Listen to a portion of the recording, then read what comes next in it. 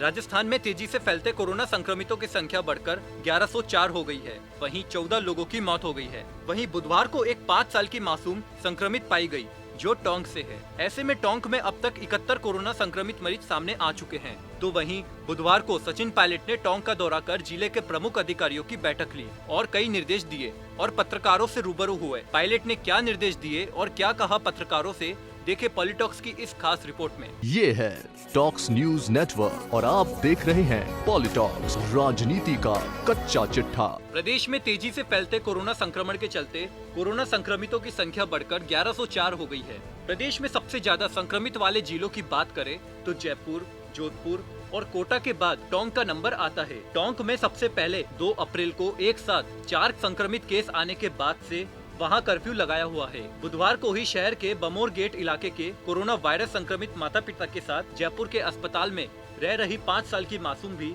संक्रमित पाई गई है। ऐसे में टोंक में अब तक 71 कोरोना संक्रमित मरीज सामने आ चुके हैं। इनमें से एक टोडा राय सिंह निवासी है, बाकी सभी टोंक के हैं, जबकि एक पॉजिटिव की मौत हो चुकी है। वहीं सआदत अस्पताल में भेजे गए 828 नमूनों की रिपोर्ट आनी अभी बाकी है। अपने विधानसभा क्षेत्र टोंक के हालातों को जायजा लेने पीसीसी चीफ एवं उप मुख्यमंत्री सचिन पायलट एक बार फिर बीते बुधवार को टोंक पहुंचे, जहां उन्होंने कोविड-19 के संक्रमण और बचाव के संबंध में जिले के प्रमुख प्रशासनिक अधिकारी के साथ बैठक की और आवश्यक दिशा निर्देश दिए। विधायक सचिन पायलट ने टोंक में वेंटिलेटर की कमी को देखते हुए अपने विधायक कोष से 3 वेंटिलेटर जिला चिकित्सालय टोंक को दिए।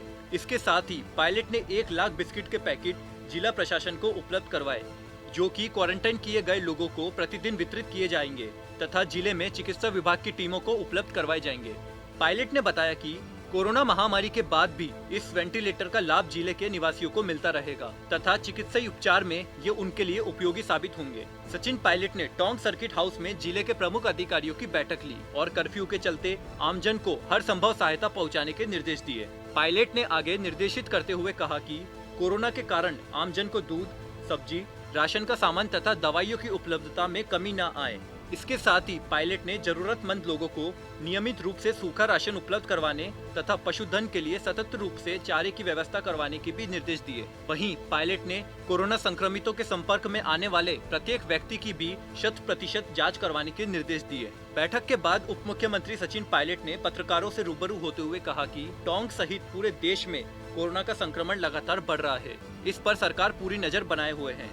मैं उम्मीद करता हूँ इसको रोकने में हम कामयाब होंगे। टोंक में अब तक 71 कोरोना पॉजिटिव सामने आ चुके हैं। अब तक यहां से लगभग 650 सैंपल जांच के लिए भेजे जा चुके हैं।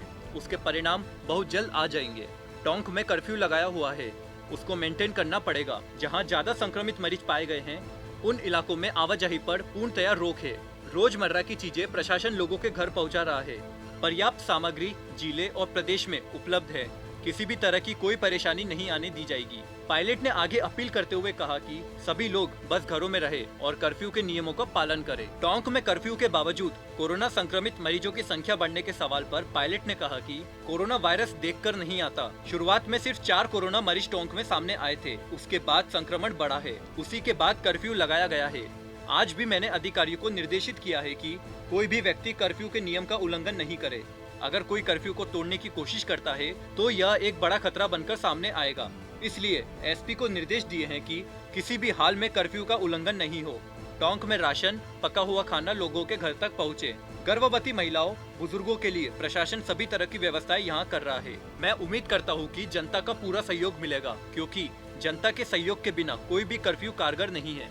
पॉलिटॉक्स ब्यूरो, जयपुर। ये है टॉक्स न्यूज नेटवर्क और आप देख रहे हैं पॉलिटॉक्स, राजनीति का कच्चा चिट्ठा।